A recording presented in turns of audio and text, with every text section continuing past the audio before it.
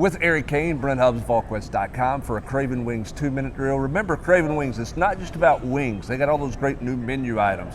They've got those chicken nachos, they've got the salads, everything going on at Craven Wings. Not just great wings, which the wings are great, but at all their locations, they got those new menu items. Be sure to check them out at Craven Wings. All right, speaking of new menu items, there's some new menu items on Tennessee's offensive line. Yeah. Eric Kane, we had a chance to visit with Javante Spraggins, who's an old standby there. And Ollie Lane's an interesting story, an old standby with 5 career starts, but he's kind of been the 6th man trying now to be one of the 5 for Tennessee. Yeah, and if I'm Ollie Lane right now, I'm playing with some confidence, knowing there's a spot out there for the first time in a couple of years. It's really for the taking, and he has 5 starts. He's played in a whole lot of football games, and they've won a lot of those football games he's played in. He knows the system, a 3rd year into the system now.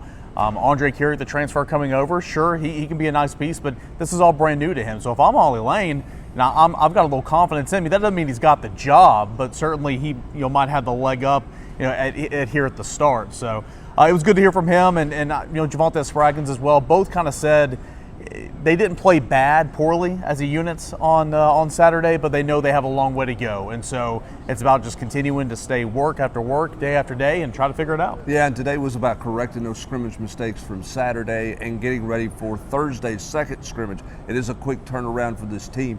Kelsey Pope did not have all of his weapons on Saturday. He didn't have all of his weapons today.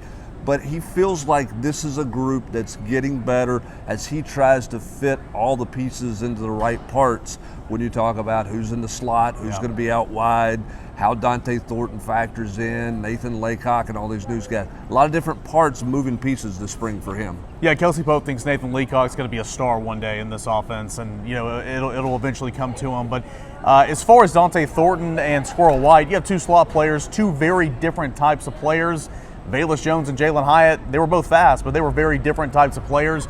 But both can play slot in this offense, but also the versatility factor for Thornton, who can bump outside if needed. So a lot of good things there, and it feels like you can't say enough nice things about Ramel Keaton right now. Old standby. Yeah, I mean, just really won't go away. Been here, making play after play, and he's emerged as the leader with that group, especially right now with Brew McCoy, who's a little sidelined. So Ramel Keaton being a vocal guy that's been here for a while. They're looking to him right now to lead that group. Obviously, it's a group that's been very productive for Josh Heupel in 2 seasons. Yeah, and Ramel Keaton, again, with that great chemistry with Joe Milton, goes back to 2 years ago when Joe Milton lost the job and Hendon Hooker took off. Ramel Keaton was not playing a whole lot, so when they repped the 2s, the best receiver for Joe Milton to throw it to was Ramel Keaton, and those 2 guys developed a big-time chemistry there. Dylan Sampson is also trying to find his way up 5 pounds. He's 195 pounds. He looks physically different than he did.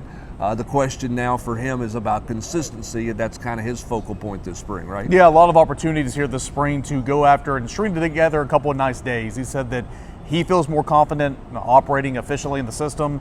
That just kind of comes with time. He feels like the coaching staff has more trust in him, but also the competitiveness of 3 guys who played an awful lot in that room. All 3 want to be the guy, but all 3 are helping one another to try to achieve their goals, because if they achieve their goals, then Tennessee's offense is going to achieve its goals. So nice dynamic in the running back room right now. A good day for Dylan Sampson on Saturday, and he's getting a whole lot of run here, no pun intended, in spring practice. Yeah, and Cam Seldon trying to be the 4th guy in that room as well. As we wrap it up here, this is going to be the theme all week for Tennessee, and that is unofficial visitors on the recruiting trail. They had a bunch of guys in on Saturday. We had 9 stories up about guys who were in on Saturday. We talked about that with Matt Ray on the Rocky Top Rewind on Sunday night. Another group of guys in today, highlighted by Mike Matthews, the talented athlete who can play both sides of the ball. Yeah, Mike Matthews here taking in Tennessee's practice. Looks good in person. Look forward to catching up with him, and we'll have it up at VolQuest.com later today. Nye Carr, really talented guy. St. Clair, the quarterback. A lot of nice prospects in-house for Tennessee taking in action today, tomorrow, and of course only 2 weeks to really get a hands-on visual of what Tennessee's been preaching you. Only 2 more weeks left to where they can actually see it before, of course, spring practice concludes. Yep, and that's going to put a conclusion on this edition of the Craven Wings 2-minute drill. He is Eric Kane. I'm Brent Hubbs. When you're Craven Wings, it's got to be Craven Wings. Online at cravenwings.com.